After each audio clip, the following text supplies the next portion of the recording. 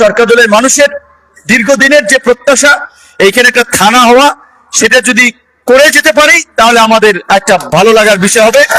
কিন্তু আপনাদের জানা আছে, অনেকে জানেন সরকারি কাজগুলো আসলে একটা থানা করা এগুলো খুব একটা জটিল কাজ এবং সময় সাপেক্ষ কাজ। অনেক বড় বড় প্রকল্প দেখা যায় 10 বছর আগে নেয়, হইতে হইতে 10 বছর লাগে। তো যাই হোক, এইখানে আশা করি অন্তত অন্যদের থেকে আমাদের যেহেতু একটা নেটওয়ার্ক আছে, পরিচিতি আছে, সেটাকে কাজে লাগিয়ে এলাকার মানুষের জন্য, এলাকার জন্য কিছু কাজ আমরা করতে পারবো। এবং সেটা করার জন্যই আমরা নির্বাচনে এখানে দাঁড়িয়েছি। এলাকার মানুষ হিসেবে আপনাদের প্রতি আমার সেই দায়বদ্ধতা আছে, যেটা আমরা বলছি জাতীয় পর্যায় থেকে আমরা রাজনীতি করি, পরিষ্কারভাবেই বলছি বাংলাদেশের রাজনীতিতে আমরা পরিবর্তন করতে চাই, রাজনৈতিক সংস্কৃতির পরিবর্তন করতে চাই। এই দেশে দীর্ঘদিন ধরে যে হানাহানি, মারামারি, দখলের যে অপরাজনীতি ছিল, সেই রাজনীতি আমরা পরিবর্তন করতে চাই। আমরা একটা জনগণের জন্য জনকল্যাণমুখী রাজনীতি এবং রাষ্ট্র ব্যবস্থা প্রতিষ্ঠা করতে চাই, যেখানে প্রত্যেকটি নাগরিক, হোক সে কৃষক, হোক সে শ্রমিক, হোক সে শিক্ষক, প্রত্যেকটি নাগরিক তার মর্যাদা এবং অধিকার নিয়ে বসবাস করবে, এরকমের একটা মানবিক এবং গণতান্ত্রিক একটা দেশ আমরা গড়ে তুলতে চাই। যেই কারণে আমরা ছাত্র জীবন থেকে আন্দোলন করেছি, লড়াই করেছি, সংগ্রাম করেছি, নির্যাতিত হয়েছি, নিষ্পেষিত হয়েছি। আজকে আপনাদের দোয়ায় এই জায়গায় এসেছি এবং আপনারা জানেন সত্যিকার অর্থে আমাদের দেশে যারা বদলা দেয় তারা এখন 20,000 টাকার বেশি ইনকাম করে, 500 টাকা পার রোজ যায়। গোলখালি এবং আপনাদের গোলখালি দুটো হবে। এইটা যে আমরা এমপি সাহেবের ফোনে পাই না। দেখেন, আমাদের পক্ষ থেকে গরিব মানুষের জন্য কিছু পাকা ল্যাট্রিন আছে, তো যার সক্ষমতা আছে ভালো থাকবে করবে।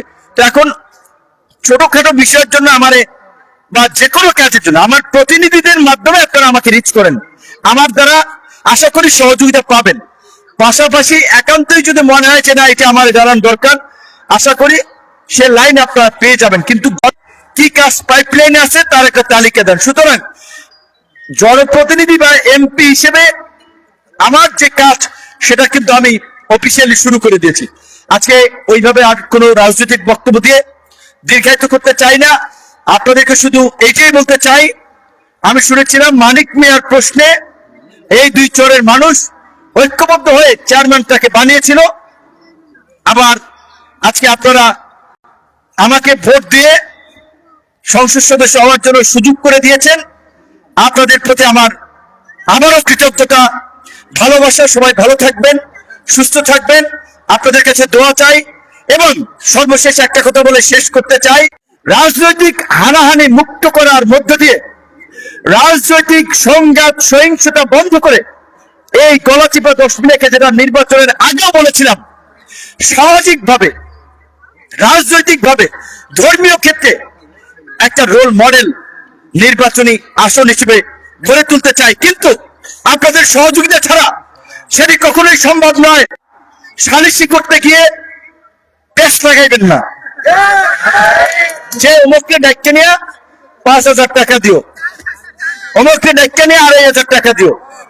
তারপরে অসহায় মানুষ থাকে, আশপাশের 5 জন সচ্ছল মানুষ তাকে সহযোগিতা করেন।